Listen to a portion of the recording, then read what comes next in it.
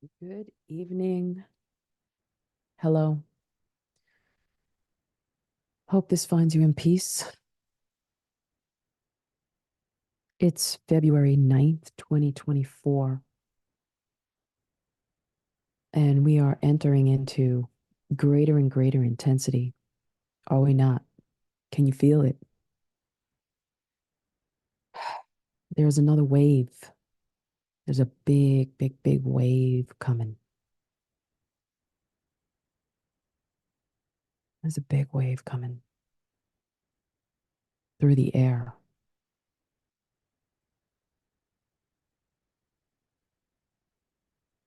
It's a big wave of consciousness, of awareness. It's a wave of baptism into higher mind. It's a wave of love. It's a wave of redemption. It's a wave of truth. Truth.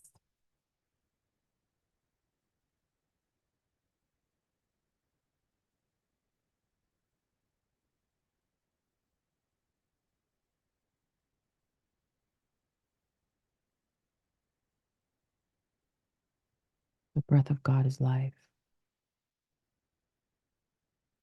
It is detoxification. It is oxygen. Do you know that oxygen is the primary element, the very first thing that humans cannot live without? We can live without water, supposedly for 2 weeks. We can live without food for like a month, I think. But we can't live without oxygen for more than like 3 minutes.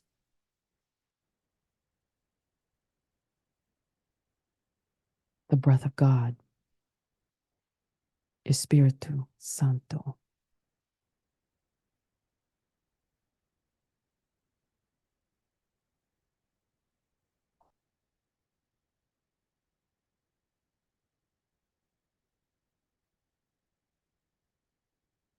Give us a revelation, Holy Spirit,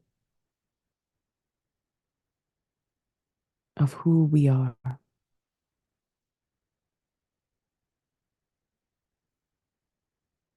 because we contain the breath of God, the blood, and the water. We're getting a wave of baptism of truth so that we may awaken and ascend even higher. And we have been in a level of understanding or awakening or consciousness or sleep or whatever we want to call it, where I'll say the ego has been more in control and psychologically has fostered an environment to reject truth, to reject truth. And in these recent years, we're coming to a place at the end of the age where we're making a turn upward, a transition into ascension out of the pits of darkness. And so we're coming out of that pattern, that cycle, that lack of awareness, that rejection of truth. And we're actually being given the grace in our hearts and our minds to receive the truth so that we may be liberated out of this darkness as a humanity. And everybody's on a different place in that realm.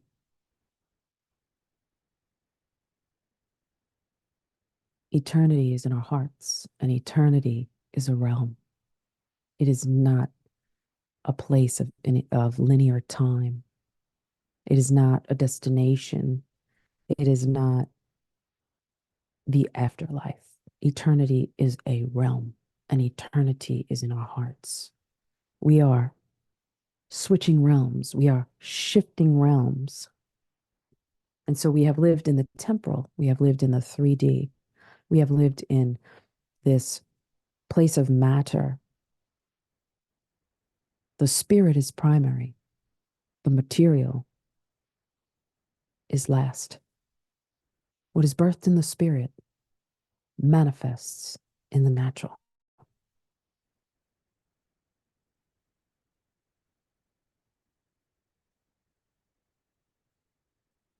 I'm not blowing on you, although I know some prophets who do that. It seemed kind of weird to me, but now it doesn't. However, I am exhaling the toxicity of my own darkness, my own waste, metabolic waste that has compacted inside of me through my thoughts, the realms I've lived in, the traumas I've experienced, how all of that is interconnected. And many people understand this holistic healers, naturopathic healers, alternative healers. They understand what that means. But if you don't understand what that means, I want to just explain a little bit about what that means. So, we have a hypothalamus in our brain. It is the primary gland of the endocrine system and the central nervous system. We have to understand that the central nervous system, which is electric, is very, very intertwined with the endocrine system, which is magnetic electromagnetism.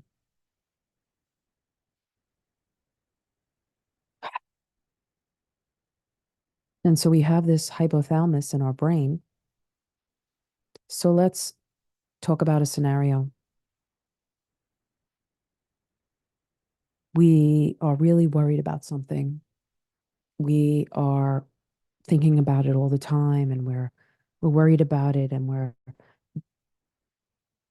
discomforted, and we're trying to figure out how we can fix it, and how we can figure it out, and how we can control it, and all of that happening in our mind is affecting our brain and our body, both our central nervous system and our endocrine system.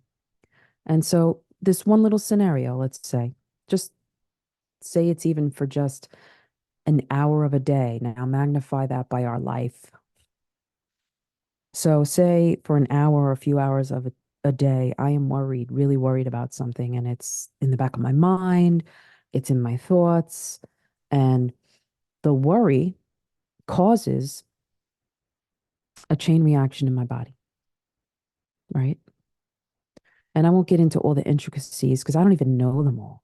I don't even know the depths of the details, but I understand the systems of the body, and I understand in general some of the things that happen to our bodies when this happens. So we fear, and immediately the hypothalamus, which kind of controls all the glandular systems and the nervous system, because what's happening is my nerves, when people say, oh, my nerves.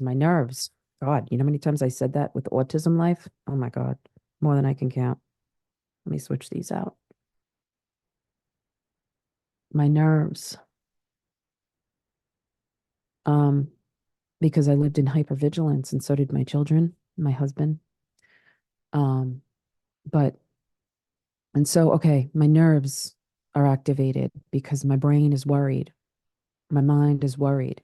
And so my hypothalamus speaks to my adrenal glands that sit on top of my kidneys, which filter almost all toxins out of the body. We have a few main filtration systems, the kidneys being one of the main ones. The liver metabolizes lots of things out of the body. And then we have excretory systems like breathing, and that's why we exhale, because we're actually breathing off toxicity that is resident in us. We can sweat it out through the skin, and that's why it's so healthy to sweat. And when we work out, and people go into hot saunas, and we can urinate, we can excrete through the bowel, and even tears are a sense of detoxification, big time. very, very connected to the emotions stored inside of us. Okay, so worry, worry, worry. Hypothalamus tells the nervous system, hey, kick into gear here. Something's going on. Get hypervigilant. Get these systems activated. And it sends out hormonal responses, not just to the kidneys, but I'll just say primarily we'll talk about the adrenal glands. And the adrenal glands produce renin and produce hormones that cause our blood pressure to increase. It puts a lot of pressure on the kidney, and which puts a lot of pressure on the cardiovascular system, right? On the arterial walls. Get a headache, maybe. Pressure goes up. You have to pee more. You feel sick to your stomach because now your blood flow is going to other organs, and the last place it's going to go to is your stomach. And so now your stomach's not going to digest whatever's in there. It's going to sit in your stomach and you're not going to feel good. Or I'm not going to feel good, let's say. Now, think about that happening over many, many, many years. If we're a worrisome person, high blood pressure long term, headaches long term, tightness in the body long term, right? Because the nerves are inflamed and the muscles are tensing. We tense up like this, right? When we're worried. And the stomach and the bowel, which is the second brain, is now not given that relaxation and blood supply and blood flow to digest what's there and absorb and down to the cellular level, take out the nutrients of the food, get all the toxins to the kidneys and the bowels, and put all the nutrients into the cell and the water into the cell. It's just things get inflamed inside of the bowel, causing bowel issues, stomach issues. I mean, we could go on and on and on. And this is just one activation of worry that happens, right? We haven't mentioned the pancreas or the thyroid or many other systems in the body.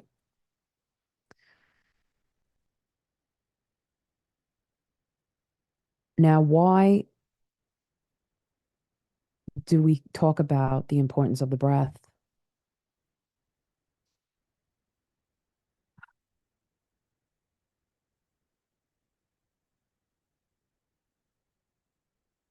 It's one small step to detoxification. I'm pulling out resident toxicity in my cells and I'm flooding them with oxygenated blood. Now, of course, we would want to integrate other modalities. That's why deep tissue body work is so important. Stretching with incorporation of breathing, um, exercise, and not strenuous exercise, gentle exercise, meditation, calming the mind, music therapy, humming, chanting. All these things can reset the vagal nerve and reset the central nervous system back to peace and calm, into rest. And I'm not a holistic teacher or, I'm a nurse. So I understand a lot of these dynamics, but I'm being detoxed myself from, and I would say in the last 10 years, more so having to do with my connection to my son getting autism. And I can't say how that happened on here because I've already been educated and re-educated that I'm not allowed to talk about that. But that was part of my awakening. I had, well, as we go through an awakening, we're activated through different situations that we realize in the world. We're given eyes to see what's happening outside of us so that we can have that reflection back to us to go through that deep or inner journey within ourselves. And that was part of my inner journey activation into awakening. But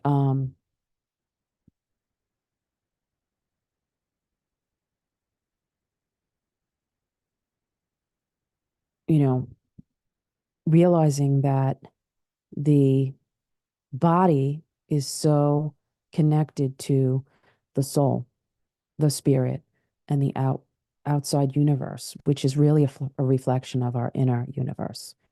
The kingdom of God is within us.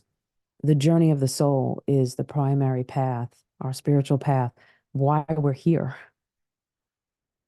So we use techniques of breath and understanding the systems of the body in cooperation with the systems of the universe and how they are connected to the body.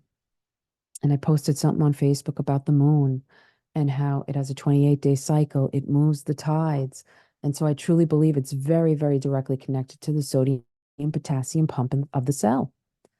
And it always bothered me when they would talk about the sodium potassium pump and they'd say, we just don't know the mechanism of action. We don't know why or how this pump works. We just know that it does. And it's the primary foundational um, piece of cellular life and cellular maintenance and cellular detoxicity and cellular division and multiplication and growth and life.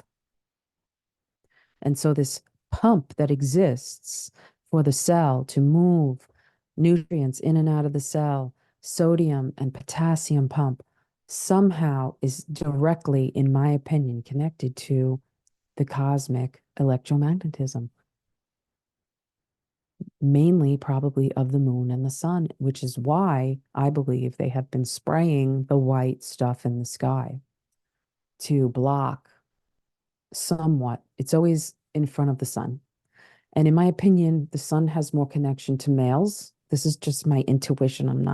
I can't say I studied it. It's just my own intuition. And the moon to women.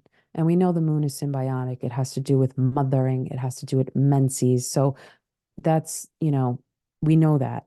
But I think, and then the soul, the sun has to do with the lion and it has to do with the heart. The moon has to do with the mind. We go back to Adam and Eve. We go back to the garden where the egoic nature shows itself as a snake, as a serpent. It rises up the tree and it says, did God really say? And it's that egoic nature that is the original sin. It is the false witness in this world that constantly wants to tell us that we are apart from God. We are separated from God. And so in my religion, I learned that I was separated from God because of sin, but it's deeper for me now. And the original sin or lie for me is that I am separated from God. And that's when I received the most profound healing. I mean, it was like, I don't even have words for it, but light just rushed into my being and filled places of darkness that were dispersed out of me. And I was just filled with life, love, and God's love for me. And I knew God had always been part of who I am and that I never could be separated from God. It was a lie. It was an abandonment. And that's why if you study the universe, you realize that the sun is local. It's not 93 million miles away, and we're not twisting 66,000 miles an hour in empty, dark space headed nowhere. What an abandoning feeling that would be. We live in a universe that is seated, exists in God itself. And I'm going to say itself. I'm not going to say himself, herself. And I know these things hurt Christians when they hear it. They're like, oh, how could you not call God him? But because the humanity is going through a great stripping, and whether we want to accept that or receive that or not, it's happening. Religion is falling away. It has to. It was part of the old world. And God is so much bigger than we have made God out to be. God is all. God is one. God is love. God is light. God is me. The divinity is the central part of who I am. It is me. It is you. We all are humanity, divinity wrapped in humanity, swaddled in humanity, Christ within us. And this prayer of oneness in John 17 is opening up in the spirit. It is opening up in the spirit what unity consciousness or unity awareness really is. It is an awareness of oneness and love of humanity in God's heart. And that's why I had to leave the dogma and doctrines of my religion, because I couldn't continue in those belief systems because of their judgments, because of their separations, because of their divisions, because I was in heaven and they were in hell, because I was redeemed and forgiven and they were condemned, because I was a know it all and they didn't know.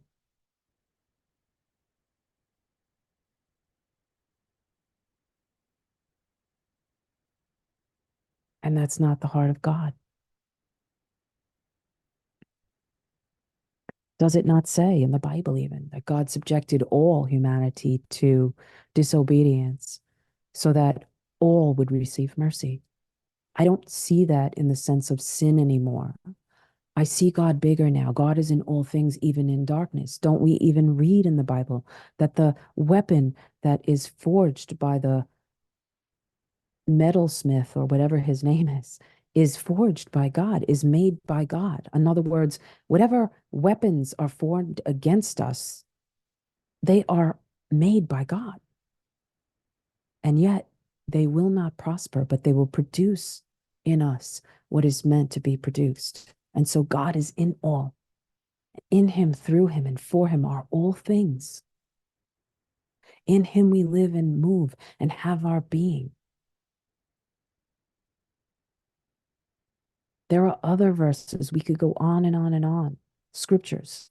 And I'm not saying that this is that I only believe that the Bible anymore is just truth. And I was talking to a friend the other day, and we both came from Christianity backgrounds, and I thank God because we can maintain a love and respect for one another, even though my belief systems have evolved, so have hers, but they're not the same. And we can, we kind of can hit walls at times where we don't agree in very, very primary things that we used to agree in. And she was saying to me, but what about Jesus? Like, I could never give up Jesus. And I don't think that anybody is asking anybody else to give up Jesus. But let's not judge people who see Jesus differently, perhaps, than they did before. And I said to my friend, and I think it blew her away. I don't think she expected this, but I said, I think there are endless ways to God. They're uncountable.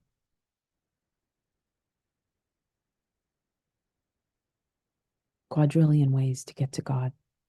Whereas before, I believed that someone had to say a prayer to Christ, Jesus, and receive Jesus in their heart and be a Christian. I believe every single way we are going is bringing us back to God. Every single thing we are doing in the quantum universe. This is faith. Can we grasp this revelation that whatever we do, whether it be obedience or disobedience, whether it be sin or righteousness, is bringing us back home to God. Everything will, the world calls it karma, and they'll say, well, karma's a bitch, that's going to come back around and teach you a lesson. Yes, it's kind of like that, but that's malice. That's evil to say it that way. But what it is there's a universal law in God. Everything that is happening must happen the way it's happening, because in the end, it all adds up to bring us back to God. And so sometimes people have to go way off for years and years and years to be brought back to God. We really all are casted away. We all have walked away. It's just that those of us who are the prodigal that stayed and remained supposedly in God became prideful, self-righteous, judgmental, and we can't even see it. Our lack of love. We can't even see that we're not in the Father's love. We're not home. Not yet. when we're in that condition. And so we're all on a pathway back home, holding within us. Some call it the Akashic records, the DNA of our forefathers and mothers. I didn't even go into how everything that happens in our body affects our DNA and can actually translate our DNA, either giving it an upgrade or a downgrade. Right now, humanity's DNA has downgraded into darkness. And all of the chemicals and environmental things have all added to that. And sin, iniquity, and we're at the bottom of the cycle. And we're looking up and we're about to ascend. We're leading in the ascension through the kingdom within.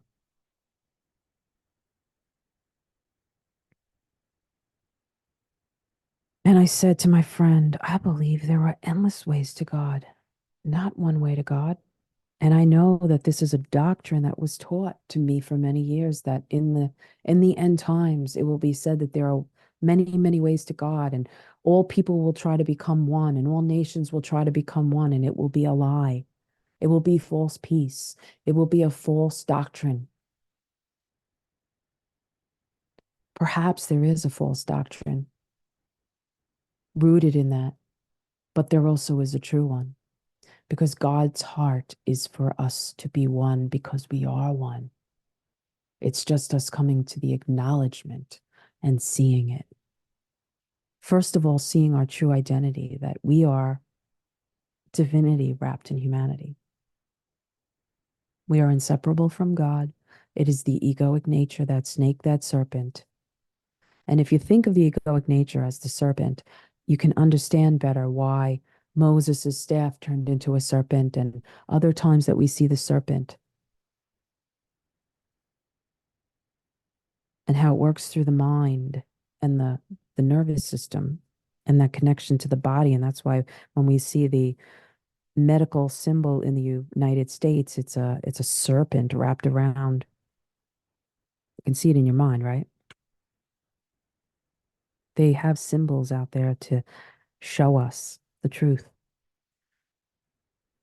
But basically, God is the essence of who we are. That's number one. That's our true identity. And that is being revealed to humanity right now, the truth. Secondly, we are all one in that God mind, in that love, inseparable.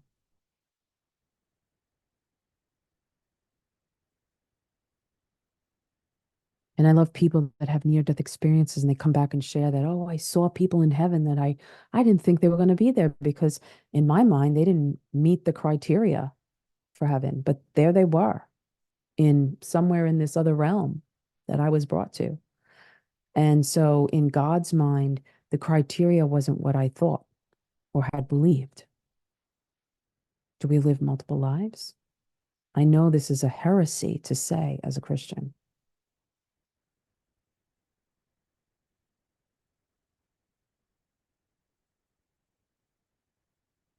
And we respect the beliefs of others and still love them, learn from them, not judge them, and actually see that we don't really know that much. And we have a lot to learn, and embrace the humble path. We can embrace it, or it can show itself to us. Like that verse says, we can fall on the rock, or we can allow the rock to fall on us. But either way, we will find the humble path.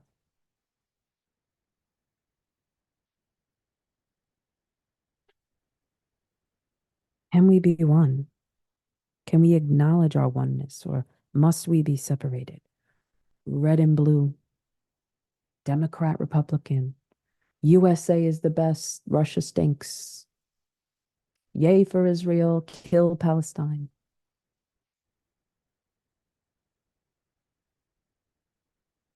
Do we see our segregations and our separations?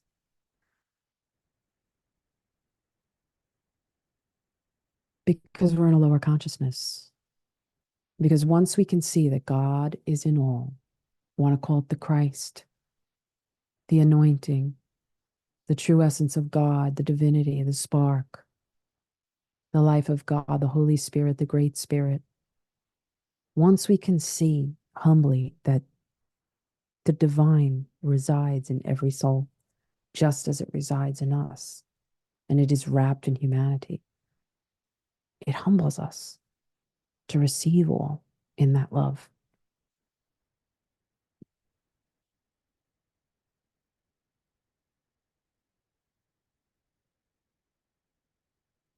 There's a great wave of authenticity coming, and it's here.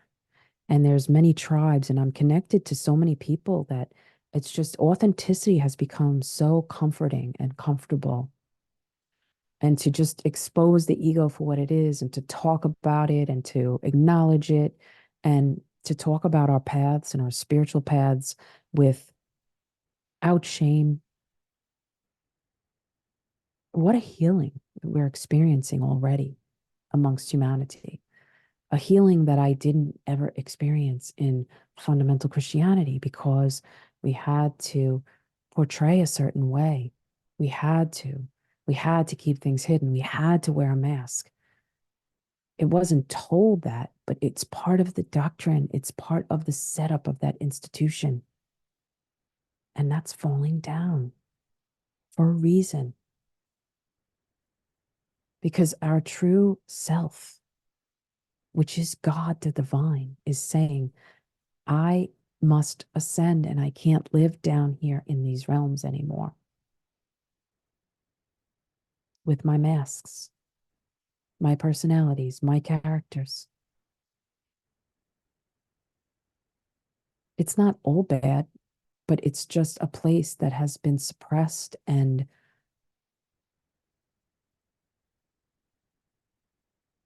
has not allowed the liberation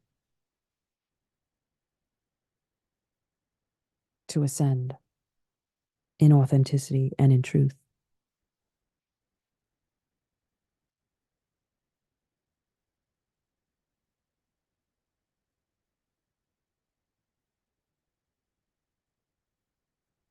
I, I'm kind of networked with a bunch of guys on Twitter who are all have left porn addiction.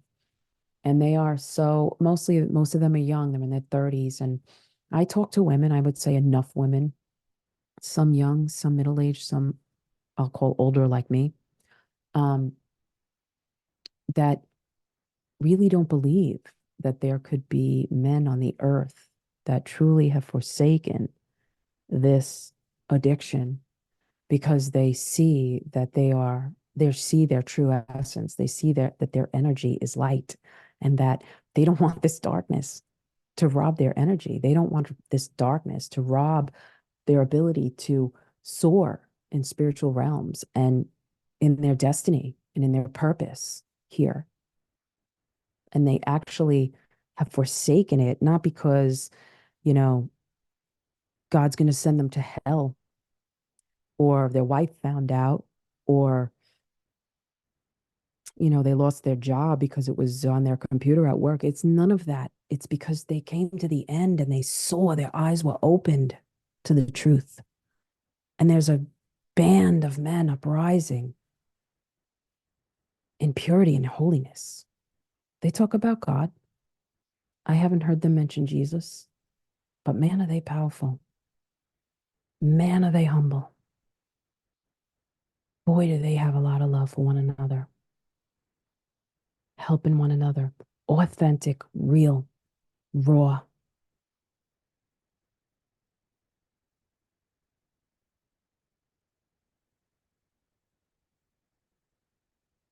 And that's just one example. Humanity is awakening to who we really are. God within us, Emmanuel, the Christ within. And we are speaking many different languages. Yes, the world is going to become banded as one. And the cultures are going to merge and we're going to realize people speak other languages, not just spoken language, but spiritual languages. Are we going to be able to receive those spiritual languages? I remember when I was trading the markets and I was trading with Pakistan guys, beautiful men, guys in the Middle East. And they would say, "Praise be to Allah, God." And they wanted to know this God of love. They wanted their families to know love. And they wanted to just to live for God and to do God's will. Now they call that God Allah, but there is only one God. And you name him Allah, and you name him Jesus, and you name him this, and I name him that, and I say ah, ooh, e, ah, oh, and somebody calls him something else. And that God is not a old man in the sky with a beard, but God is this presence that lives in every one of us, this presence of love and light. What if God was so much more bigger than the image of the old man in the sky and the religious image of a man on a cross? What if there was more than we knew, more than we read? What if? Would we condemn others for that? Is it okay to patronize the world and say, even though they don't know Jesus, they're pretty good people? We can't even hear the pride in that when we say it. I used to say things like that. Even though they haven't accepted the Lord and they're not going to heaven, they're pretty good people, pretty loving people. Or they don't know Jesus, they haven't accepted the Lord, and they're messed up. And here I am in all my messed upness. Now I see that.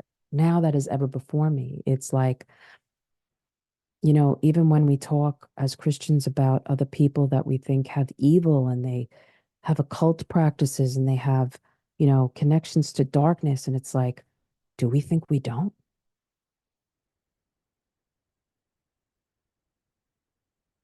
Just because they're not out in the open? Do we think we don't? That very judgment judges us. And that's the karma or the spiritual law that's bringing us all back to God. That's why it is better to allow others that can see our blind spots to speak the truth to us. But oftentimes our ego is not ready for that. We're not really at a place of maturity to receive that. However, there is a grace being poured out for us to receive the truth in radical form now, so that we may ascend through the dimensions. And we're going to receive truth in a way now where we're like, give it to me. Yes, open my eyes, God. Yes, I want to see it. Yes, my brother. Yes, my sister. Tell me. And Scott and I we've kind of moved into this realm with each other now where we have this kind of way with each other that we kind of in a loving, gentle, almost lighthearted way will say, that's your ego. And you didn't see it there, but that was your ego. And then, the other one of us will be like, oh yeah.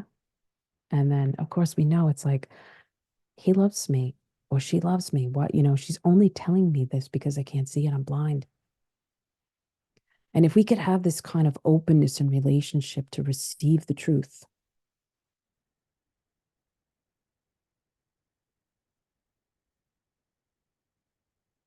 to awaken us, instead of judging the other and thinking that I'm good. I got Jesus. I know how to pray. And I'm not involved in darkness.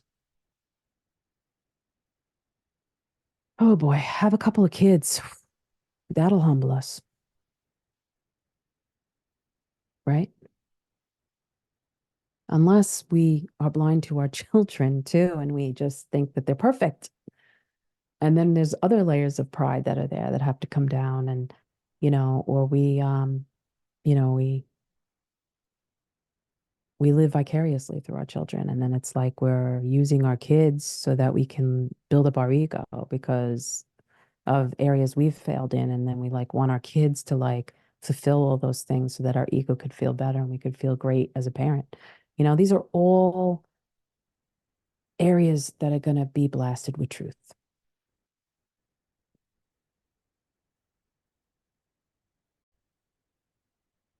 Because deep down in the truth core of our being, we do not want to enslave our children to our ego. A parent that loves their child never would want to do that. But we have layers of deception that we don't see it.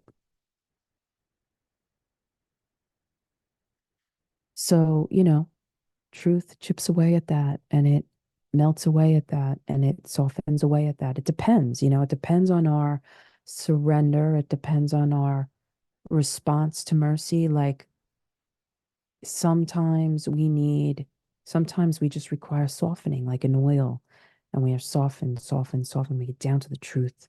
And then some areas were just really, really hard. And we do like, it feels like a chisel because we are hard and we don't receive the oil. It's like pouring oil on metal or stone. It's just not going to soften it. And we need a chisel. And that's painful. And we've all been there. We've all been through the painful things that have humbled us. And we'll all be through more of them. But, to keep a posture of openness. And so humanity is being brought to this place of like where there's grace to receive truth for our own good, to set us free. Like in all these areas that we keep saying, I feel like I'm here for so long. And like, why can't I get free? But it's because we had to go through that many years in the wilderness or the darkness or whatever, in the darkness of our own blindness, because we did not want to receive the truth. But Pluto's in Aquarius at 0 degrees, right at the doorway. Aquarius is ruled by the planet Uranus, which is the planet of radical truth. And we are going to be disrupted and revolutionized by truth. Yes, we are. Uranus is the first planet in my natal chart, and it has helped me to understand myself. I mean, my whole chart has. It's actually it's just a quantum miracle when you look at your astrology chart and the template of how God designed you. It blows the mind. It explodes the heart. It's just like, oh my God, and just to know ourselves in this journey. And so we're going to be disrupted and revolutionized by truth. That's where the grace is for truth right now, which is going to upgrade us and become the wind underneath our wings and ascend us in ascension, in rapture. And I'm at so much more peace with my belief about rapture and about ascension that we are already in the rapture. We're in the ascension process. We're climbing Jacob's ladder, and Jacob represents the ego. We are, I don't any longer believe that Jesus is coming through the clouds physically and going to take all the people that he chose away or that chose Jesus and then leave all the dark people here, so to speak, or how it's believed through Christianity. And I don't even think most of the world knows that Christians believe this. If they did, how hurtful it would be to them. They don't know. Trust me.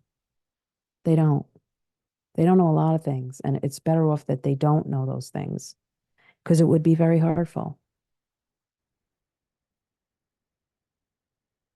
Instead, Christ is rising in our hearts. And we are being open to who we truly are, Christ in us.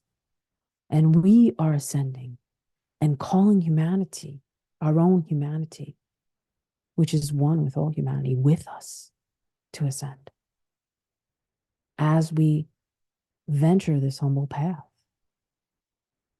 non pretentiously, knowing that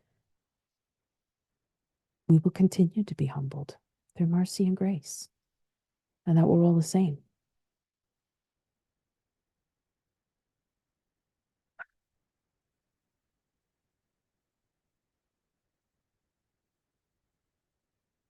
I think I do that a lot after I speak a scripture that has been revealed to me in a new way, in a higher mind. And yes, this age of Aquarius is the higher mind. It is the mind of Christ. That's where we're going, the mind of Christ. Jupiter and Uranus, which are in Taurus right now, are headed for Gemini. And that's the foundational mind. That's the mind that we are, you know, it's the first house in the chart that represents the mind. So, childhood mind, what we learned in our foundational years, how to think and how to believe, our beliefs from foundational thinking. South nodes in Libra, that's the middle house of the mind, balanced mind, the mind of how we are in relationships, significant relationships, justice. I'm just mentioning a few things that I know about this. And Pluto is in Aquarius at the 0 degree, which there's been a new moon there. Mercury just met Pluto there at the 0 degree at the doorway of Aquarius. Now Mars is coming in a few days, and Venus is right behind, and the sun is in Aquarius as well. So there's a initiation going on here in Aquarius for a reason.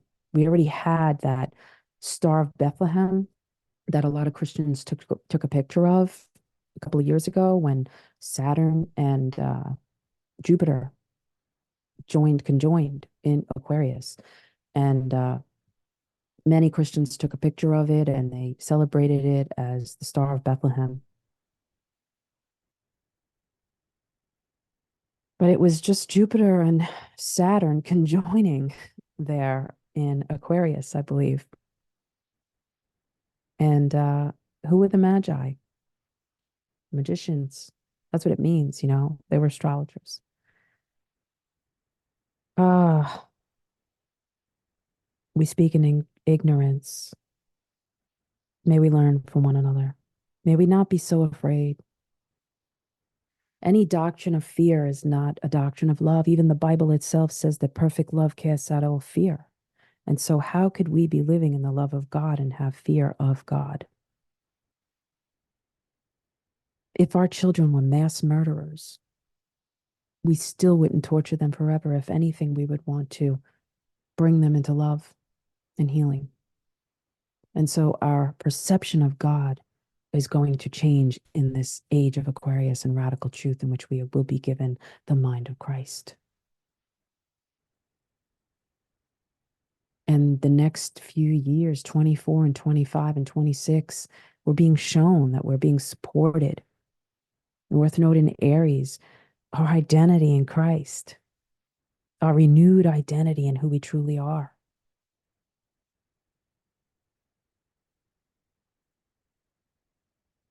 Taking responsibility for our walk and our identity rather than to blame the other, South Node in Libra. We're not going to blame the other anymore. We're not going to project on the other anymore. We're not going to judge the other anymore. These are the opportunities we're being given. We're not going to channel our anger and our emotions to the other anymore. None of this has brought us back home. All of this has added more karma to our lives and our children and humanity, because everything we do affects everybody around us. And until we understand that we are light, until we understand that we are energy, we can't see how. Until we understand that we are multidimensional, we cannot see how we affect the other and how we are one with all humanity. And that is what the age of Aquarius is going to show us, if we can't see that yet. And let's bring it down to an earthly level. We are now in the nuclear age, right? And that's also the age of Aquarius. That's the dark side of it in the sense of they'll blow up countries, they'll hit America with nukes. But how could a humanity spray chemtrails in the same skies that they live in? How can a humanity drop nuclear bombs in the waters of the same seas that they drink from and bathe in? And so we destroy others, and in the process, we destroy ourselves because we are not disconnected or separate from one another. We are one. That's just a concrete understanding of how we're one. But we truly are this hologram of God. We are one, multi-dimensional God being expressed through humanity in perfect universal law. Now, faith is understanding that law and subjecting ourselves to the surrender of that law. And the highest of that law being love, the expression of love.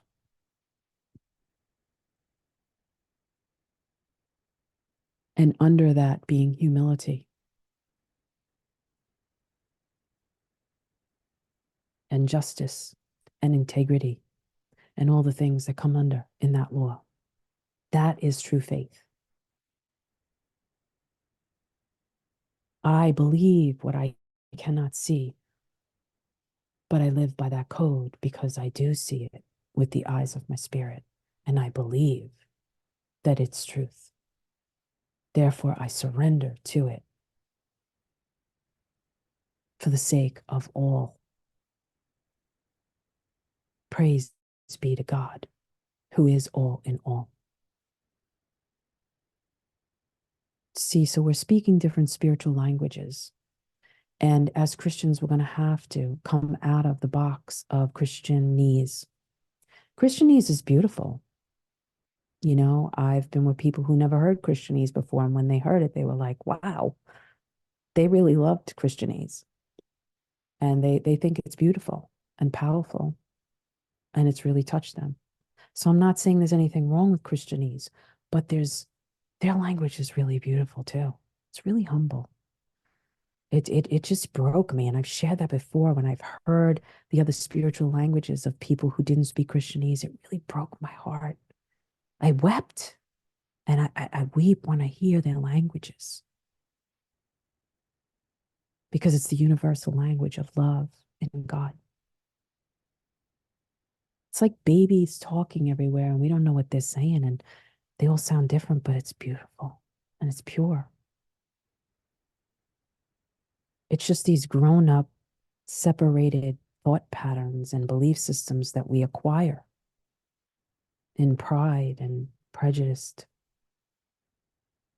that have to melt away. They're all connected to our ego.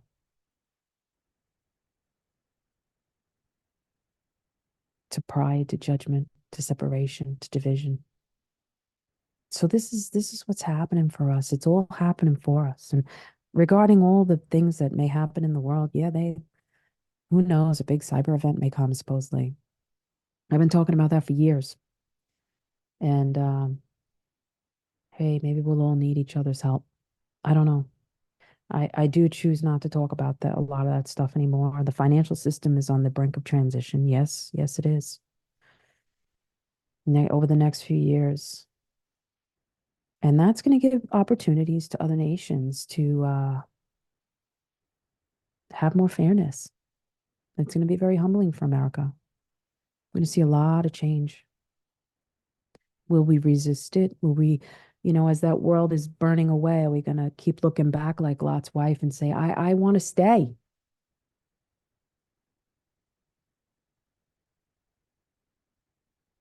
And she turns to a pillar of salt. Interestingly enough, I've been talking about salt a lot. She turns to a pillar of salt because she wants to go back to Sodom and Gomorrah instead of ascension, the promised land. I can vouch that we have cried out for more, to know God, this God more, to see God more, to experience God more. But what did we think that more was going to be? The same God we knew, the same measure, the same vision we had, but just two of those? I don't know. What did more mean to us? I don't think we even know. But now I've tasted and I've seen the more of the multidimensional God. And what it has done for me, primarily, number one, it has melted away my shame, helped me to heal the abandonment in me that I am not alone and never will be. It has opened my eyes to see my true identity, which is this God, this Christ.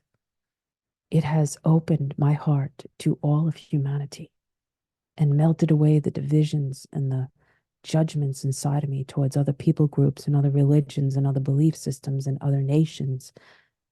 And that's all falling away. It has helped me to simplify my life and give up what in the places I lived before were seen as living a good life, having the good stuff. I had to give up that stuff to experience this healing and this awakening.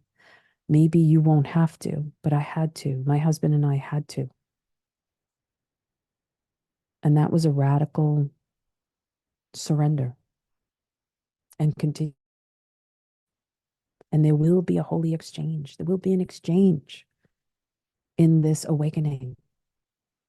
We can't just stay where we are and get the awakening. That's the lie of the ego. Well, I'll keep all my pile of stuff here and I'll carry it, and I'll ascend. I'll get up there. You know, we all lie to ourselves. And that's why it's so good to have friends and those who love us that can radically speak to us and prophesy into us with power who we really are. Because sometimes we lose sight, or we get lost in disillusionment, or we don't really see it the way others can see it outside of us. And to have those that love us like that radically and believe in us and know and can see where God has taken us.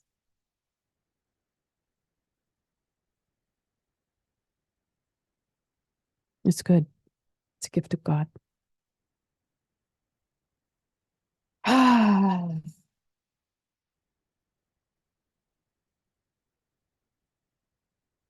mm.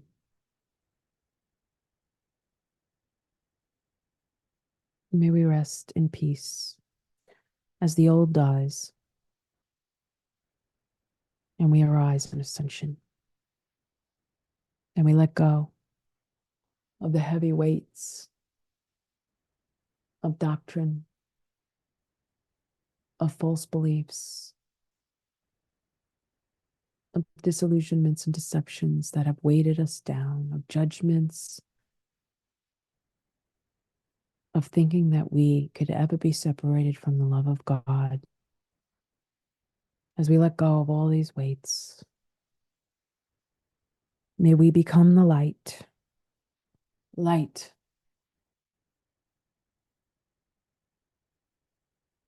shining light